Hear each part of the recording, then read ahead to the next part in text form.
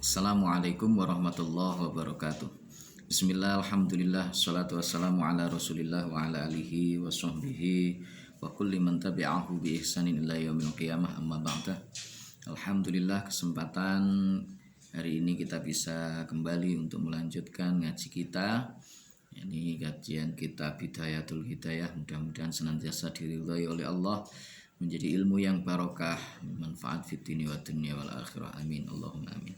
Bismillahirrahmanirrahim. Ila hadratin Nabil Mustafa Rasulillah Muhammadin sallallahu alaihi wasallam wa ala alihi wa azwajihi wa dzurriyyatihi wa junudihi wa ansarihi jamil ikhwani minal anbiya wal mursalin wal awliya wa syuhada'i was sholihin wal khulafa'ir rasyidin wal ulama'il amilin jami'il malaikatil muqarrabin wa khususan la hadrati masyayikhina masyayikhil kiram wa asatidina asatidil kiram jami'il musannifin wal muallifin khususan khasila hadrati muallif hadzal kitab asy-syekh Abi Hamid Muhammad ibn Muhammad Al-Ghazali wa jami'i talamidina sya'u lillahi ta'ala lahumul Fatihah. A'udzu billahi minasyaitonir rajim. Bismillahirrahmanirrahim. Alhamdulillahi rabbil alamin arrahmanir rahim maliki yaumiddin iyyaka na'budu wa iyyaka nasta'in ihdinas siratal mustaqim siratal ladzina an'amta 'alaihim ghairil maghdubi 'alaihim waladdallin amin. Bismillahirrahmanirrahim. Subhanaka la ilma lana illa ma 'allamtana innaka antal alimul hakim. Qala rabbi shrah li sadri wa yassir li amri wahlul 'uqdatam min lisani yafqahu qawli. Assalatu wassalamu alayka wa ala alika ya sayyidi ya Rasulullah allimni wa rabbini.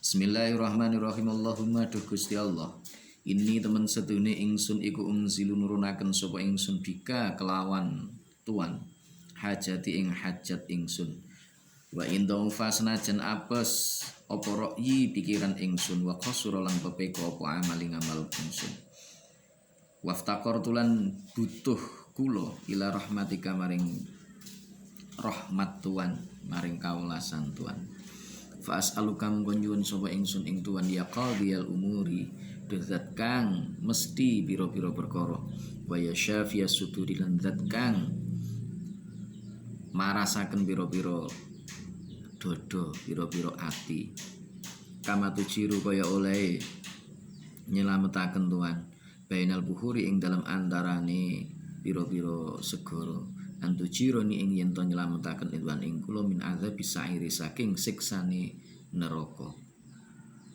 wa min ta'awati suburi lan saking pangundangi karusaan wa min fitnatil kuburi lan saking fitnah kubur. Ini masih lanjutan yang kemarin ketika kita sudah memasuki masjid, sudah sholat 2 rakaat untuk tahiyatul masjid, menghormat kepada masjid, maka disunahkan kita untuk berniat i'tikaf, kemudian berdoa kepada Allah. Ini rangkaian doa yang kemarin masih belum selesai. Doanya Allahumma inni unzilu bika hajati ya Allah, sesungguhnya aku menurunkan hajatku dengan anugerah kekuasaan. Jadi kita ini sesungguhnya tidak bisa apa-apa, yang bisa hanya Allah Subhanahu wa taala. Kita bisa melihat basor tu bi basorillah, kita bisa melihat dengan sifat basornya Allah yang dititipkan kepada kita. Sami'atu bisamillah, kita bisa mendengar, itu semata karena Allah menitipkan sifat sama'nya kepada kita semuanya. Oleh karena itu jangan pernah sombong di dunia ini, jangan merasa kita ini sudah orang alim atau orang pinter atau mungkin kita orang yang ahli dalam bidang apa dan sebagainya. Yang kaya jangan merasa kaya, karena sesungguhnya segala sesuatu ini di dunia ini merupakan titipan dari Allah. Semuanya adalah milik Allah Subhanahu wa taala. Kita tidak bisa menarik rizki itu tanpa itu lewat lantaran anugerah dari Allah Subhanahu wa taala. Itu enggak akan pernah bisa. Wa indau faroi, meskipun akal kita itu terbatas, lemah, wa qasru amali, amal kita itu enggak layak. Seandainya amal kita itu diterima oleh Allah, itu enggak layak. Siapa orang yang berani menjamin bahwa amalnya itu diterima oleh Allah? Enggak ada. Enggak ada yang berani. Bahkan Rasulullah Shallallahu alaihi wasallam pun tidak berani untuk menjamin bahwa apa yang dilakukan oleh dirinya atau dilakukan oleh beliau itu sudah pasti diterima oleh Allah. Kecuali kalau wahyu yang kemudian disampaikan oleh beliau, artinya beliau dituntun ketika menyampaikan itu melalui wahyunya Allah.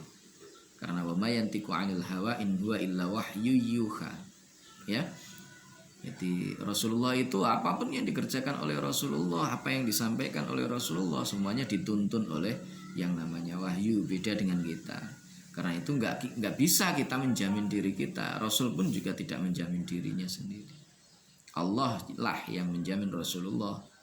Jadi Allah telah mengampuni dosa Rasul yang dahulu dan yang akan datang. Suatu saat pernah dikisahkan dalam sebuah riwayat itu, Sayyidina Bilal radhiyallahu an itu mengumandangkan azan sholat subuh. Ditunggunya Rasulullah Shallallahu Alaihi Wasallam itu tidak keluar, lama sekali nggak keluar. Akhirnya beliau memberanikan diri untuk mengetuk pintu kamar dari Rasulullah Shallallahu Alaihi Wasallam. Begitu dibuka oleh Sayyidatina Aisyah radhiyallahu anha, beliau mendapati Rasulullah Shallallahu Alaihi Wasallam sedang menangis di situ. Maka Sayyidina Bilal kemudian menyatakan kepada Rasulullah, menyampaikan kepada Rasul, ya Rasul, bukankah engkau itu sudah diampuni dosa yang dulu dan sudah dan yang akan datang? Apa jawab Rasulullah Sallallahu Alaihi Wasallam? Afa aku abdan syakur ya Bilal. Wahai Bilal, apakah aku ini bukan orang yang semestinya lebih banyak bersyukur kepada Allah? Karena dosaku sudah diampuni yang lalu dan yang akan datang dijamin akan diampuni oleh Allah. Bukankah aku adalah seorang hamba yang mesti banyak bersyukur kehadirat Allah? Masih menangis Rasulullah Shallallahu Alaihi Wasallam. Mengapa? Karena gara-garanya pada saat itu turun ayat azab, ya, ayat yang menjelaskan tentang azab.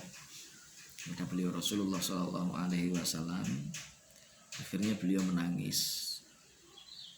Bahkan Rasul kemudian mengatakan setelah itu, wailun liman qara'aha wa lam yatafakkar fiha. Celaka sekali bagi orang yang baca ayat ini tetapi dia tidak mau untuk berpikir tentang ayat-ayat ini, tentang apa yang ada, kandungan yang ada di dalam ayat ini. Itulah Rasulullah Sallallahu Alaihi Wasallam.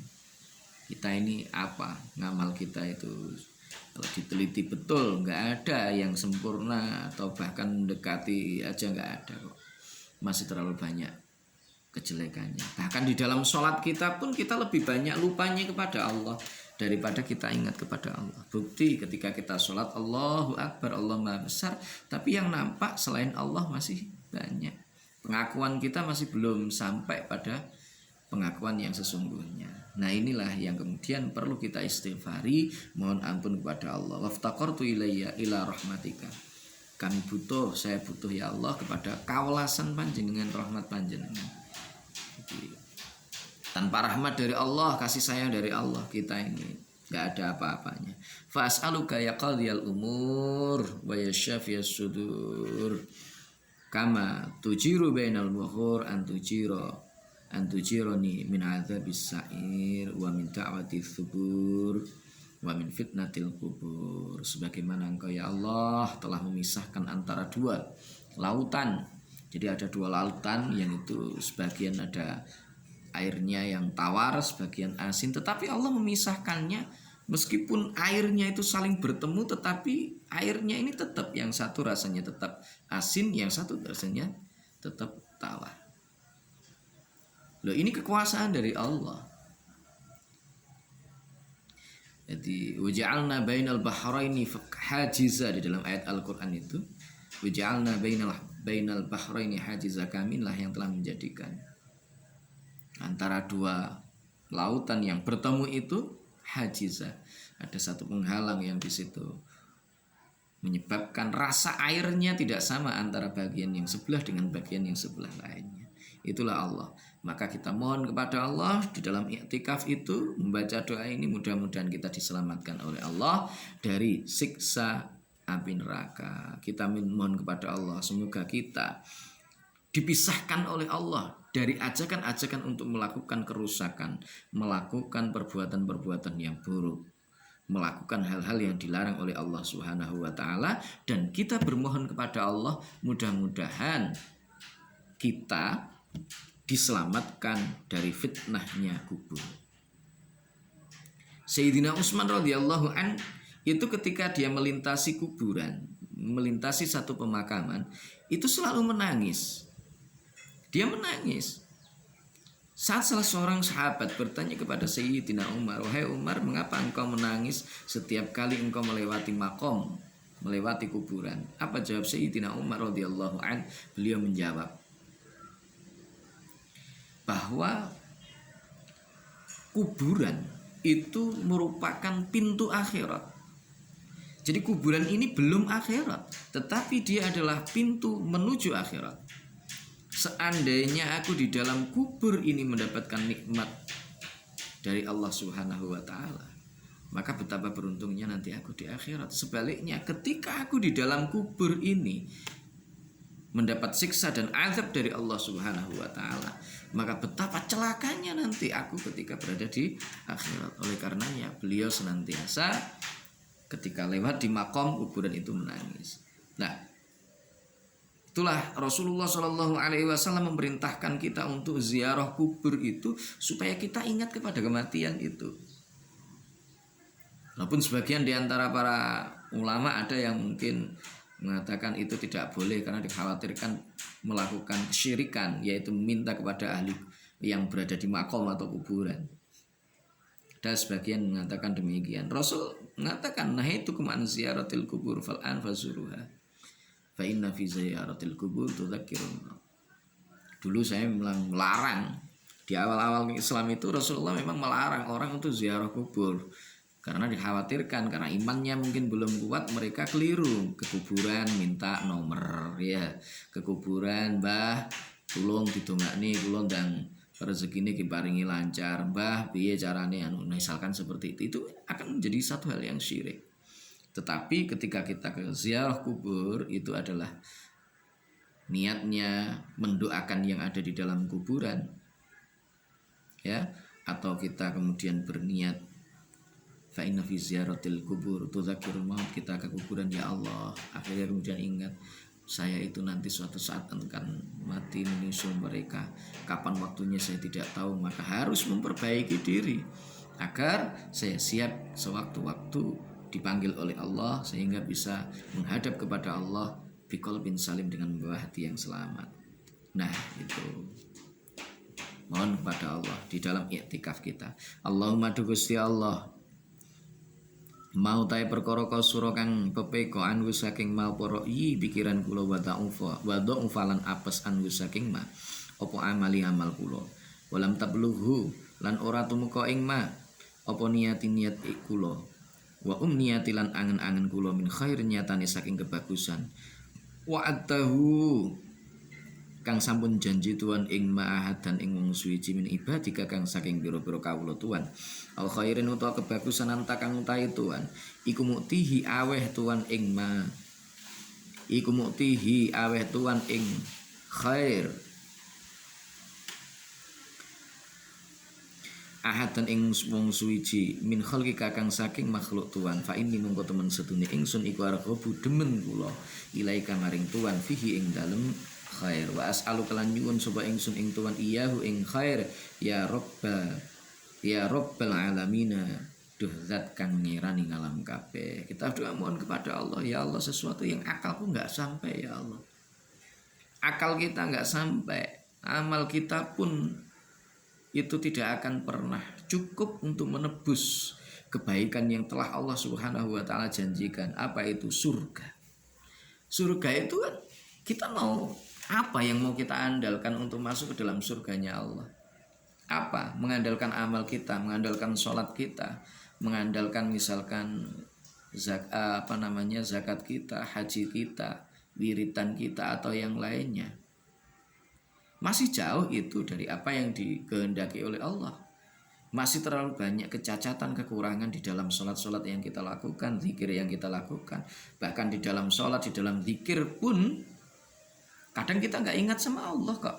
Yang kita ingat adalah yang lainnya. Mau apa kita? Nanti suatu saat kita mau menuntut kepada Allah, ya Allah, masukkan aku ke dalam surgamu karena aku telah begini-begini. Mau nuntut apa? Wong di dalam sholat kita ternyata masih banyak hal yang kurang. Ibadah kita pun masih compang-camping. Sedekah kita pun belum sampai pada ikhlas dalam arti yang sesungguhnya. Mau apa yang mau dibanggakan di hadapan Allah? Ada sebuah kisah, Allah a'lam, saya tidak tahu apakah itu satu kisah yang benar atau tidak, tetapi setidaknya ada hikmah di balik itu semua agar menuntun hati kita biar kita ini tidak menjadi orang yang sombong dan membanggakan terhadap amal kita.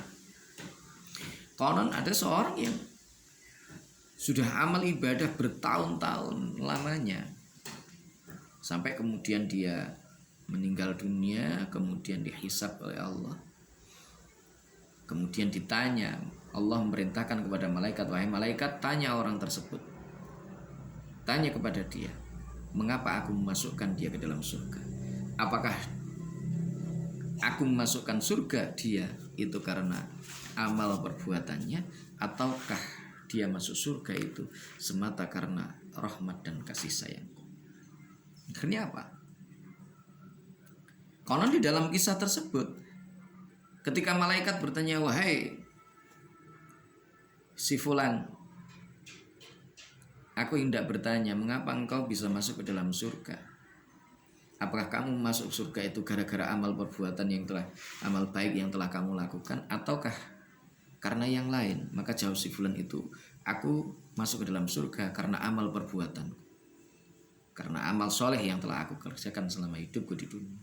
Akhirnya konon saat itu satu bola matanya itu kemudian diambil oleh malaikat, ditimbang bersama dengan amal perbuatan baik yang telah dia kerjakan. Begitu ditimbang ternyata enggak, jelek. Yang lebih berat adalah satu bola mata yang dititipkan Allah kepada kita. Nikmatnya Allah yang diberikan kepada kita. Maknanya apa? Bahwa sebanyak apapun amal ibadah yang kita lakukan, itu sesungguhnya gak ada nilainya di hadapan Allah. Mau seluruh orang di dunia ini semua ibadah kepada Allah, itu tidak akan menambah kekuasaan Allah. Mau orang seluruh dunia ini maksiat kepada Allah, kekuasaan Allah gak akan pernah turun, dan tidak akan pernah berkurang sedikit pun. Nah, oleh karena itu kita semestinya bersyukur, bukan lantas kemudian kita itu muncul ujub dan riya serta kesombongan di dalam hati. Karena sesungguhnya al-kibriya'u ridai, kesombongan itu adalah selendang Tuhan yang ketika kemudian kita mengambilnya, Allah akan melemparkan kita ke dalam neraka. Maka Syekh Ibnu Athaillah As-Sakandari itu di dalam kitabnya Al-Hikam mengingatkan kita semua bahwa termasuk di antara tanda bahwa kita ini ternyata masih belum bersandar kepada Allah. Kita masih mengharap dan bersandar pada yang namanya usaha yang kita lakukan, bersandar pada amal perbuatan yang kita lakukan. Itu kata Syekh Ibnu Athaillah As-Sakandari di dalam kitabnya Al-Hikam, min alamatil i'timati 'alal amal nuqsanur raja 'inda wujudiz zalal. Tanda di antara kita kalau menjagakan amal perbuatan itu adalah nuqsanur raja, berkurangnya harapan kita kepada Allah Subhanahu wa taala di saat kegagalan itu menyapa kita. Nah, ini penting. Jadi kita jangan sampai untuk menjagakan amal tetapi kita hanya bergantung kepada Allah Subhanahu wa taala. Mohon kepada Allah Subhanahu wa taala.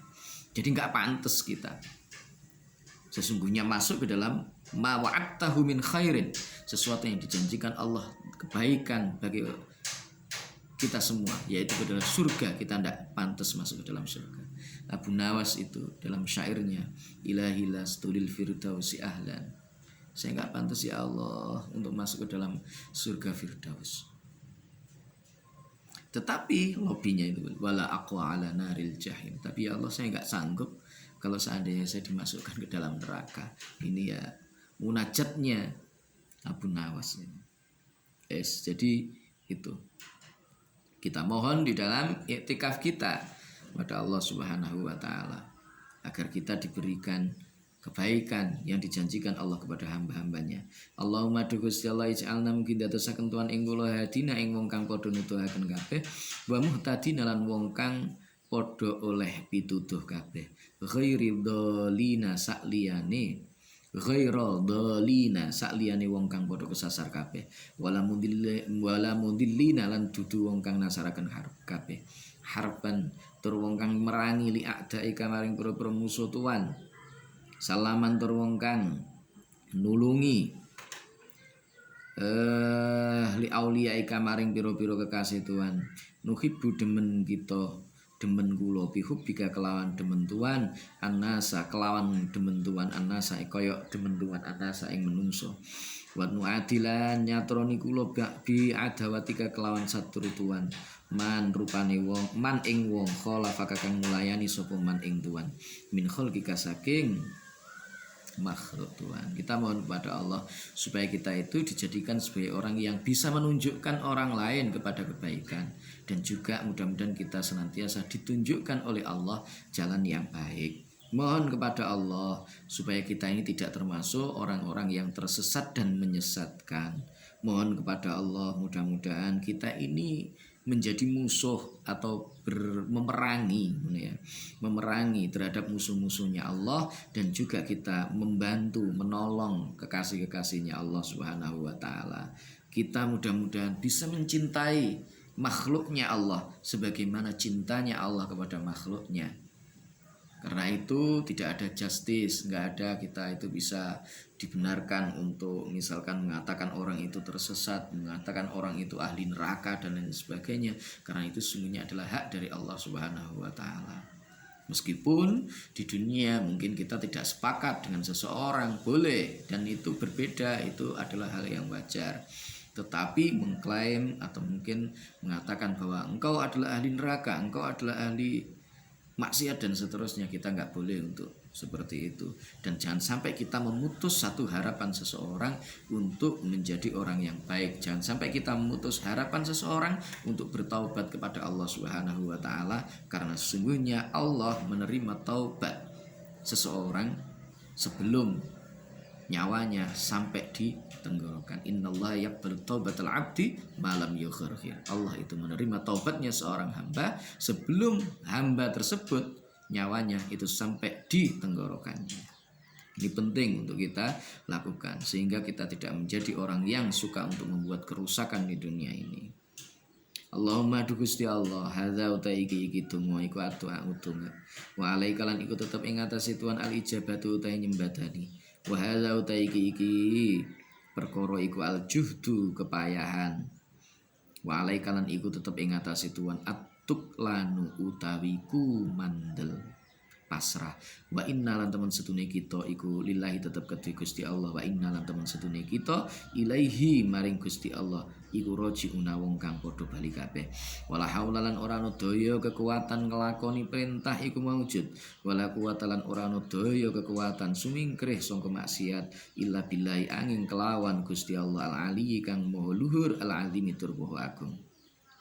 Allahumma Gusti Allah dzul habli syadidi duh zat kang zal habli syadidi duh zat kang duweni tampar kang kuat ay Al-Qur'an wal amri lan perkara ar-rasyidi kang bener as'aluka nyuwun sapa ingsun ing Tuhan al-amna ing selamat ing aman ya ing aman al-amna ing aman yaumul wa'idi ing dalem dinane janji yaumul kiamah wal jannata lan ing swarga yaumal khuludi ing dalam dinane langgeng ing dalam akhirat ma'al muqarrabina sartane wong kang padha keparek kabeh asyhudi tur wong kang padha ningali kabeh arukai tur wong kang padha akeh rukuke asujudi tur wong kang akeh sujude al-mufina tur wong kang padha nuhoni kabeh nuhoni janji. Jadi ketika kita sebelum lahir ini berjanji kepada Allah alastu birabbikum qalu bala syahidna. Mudah-mudahan kita termasuk orang yang nuhoni janji kita kepada Allah, senantiasa merasa bahwa Allah adalah sebagai Tuhan kita. Karena kadang kita lisannya bilang Allah sebagai Tuhan, tapi nyatanya dalam praktek kehidupan kita, keseharian kita jauh dari pengakuan tersebut. langka bilauhu tiklan pira-pira janji innaka temen setune Tuhan iku rahimun zat kang akeh welas asihe wadudun tur zat kang banget asihe innaka lan temen setune Tuhan iku taf'alu agawe Tuhan maing perkara turi tukang ngersakaken sinten Tuhan subhana man maha suci zat ta'atofa kang persifatan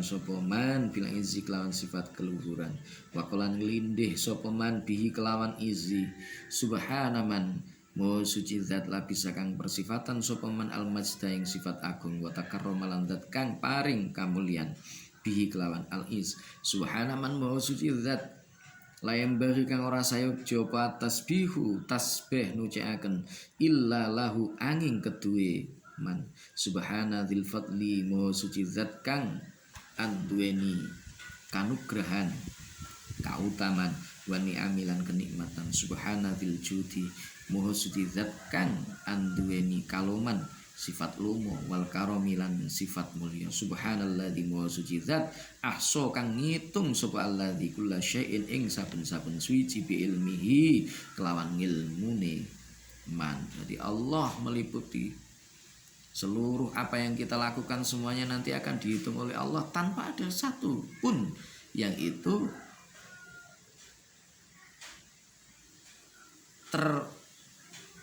tertinggal dari hitungan Allah Subhanahu wa taala. Jadi Allah detil semua ada catatan-catatannya.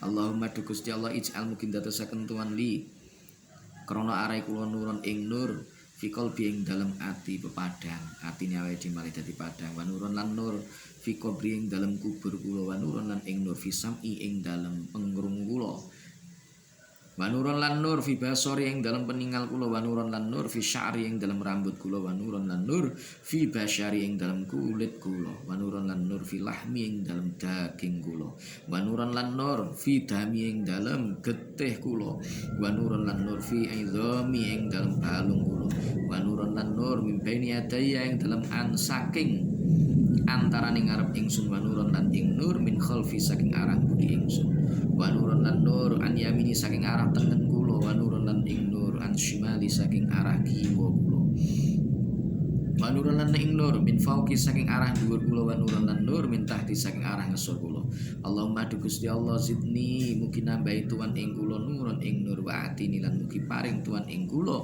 nurun ing nur a'zama nurin kelawan luweh agunge nur waja'al lan mugi dadosaken tuan li krana arai kula nurun ing nur bi rahmatikal kalawan rahmat kawelasan tuan ya arhamar rahimina duh zat kang paling ya arhamar rahimina duh zat kang luweh welase wong kang padha welas kabeh. Jadi kita mohon kepada Allah mudah-mudahan kita ini dijadikan untuk kita nur. Nur itu cahaya di dalam hati kita, ya cahaya di dalam kubur kita, cahaya di penglihatan kita, di telinga kita, pendengaran kita, rambut kita dan seluruhnya.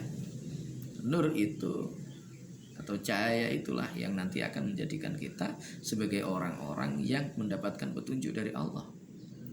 Ilmu itu bukan persoalan riwayat-riwayat saja. Imam Al-Ghazali itu mengatakan bahwa al-ilmu la bikasratir riwayah walakinnal ilm nurun yudahu fi qalbi 'abdi. Itu ada di dalam kitab Ihya Ulumuddin di muqaddimahnya kitab Ihya Ulumuddin. Jadi ilmu itu bagi Al-Ghazali bukan banyaknya kita pinter cerita meriwayatkan ini teori dari si ini, kola si ini, riwayat si ini, tidak. Tetapi ilmu itu adalah nur yang diletakkan oleh Allah di dalam hati hambanya, sehingga dengan nur itu maka kehidupan yang dijalaninya itu semua menjadi kehidupan yang bernilai ubudiyah kepada Allah, menuntun anggota tubuh orang tersebut untuk semakin baik dan semakin mendekatkan diri kepada Allah Subhanahu wa taala dalam setiap waktunya. Itu bagi Al-Ghazali. Nah, ini konsep nur itu nanti yang akan mengilhami beliau di dalam memahami ilmu, bahwa ada kalanya ilmu itu yang bersifat al-ilmu al-insani dan al-ilmu robbani. Jadi ilmu yang di situ ya ilmu yang bisa diperoleh dengan cara-cara sebagaimana manusia pada umumnya. Ada juga ilmu yang diperoleh dengan cara pemberian dari Tuhan yang tidak bisa dijangkau oleh sebagian orang pada umumnya. Terima kasih. Ini untuk ngaji kita di hari ini. Mudah-mudahan menjadi ilmu yang bermanfaat bagi kita, dan ilmu itu bisa menjadi nur yang betul-betul menuntun kita untuk kembali mendekat kepada Allah Subhanahu wa taala wa rasulihi sallallahu alaihi wasallam, hingga ketika kita kembali kepada Allah, mudah-mudahan kita kembali dengan membawa hati yang selamat. Wallahul muwaffiq ila aqwamit thoriq, billahi taufiq wal hidayah. Wa minar rasul sallallahu alaihi wasallam asy-syafa'ah wa tarbiyah, wa minal ghaus radhiyallahu an-nadrah wal barakah wal karamah. Wassalamualaikum warahmatullahi wabarakatuh.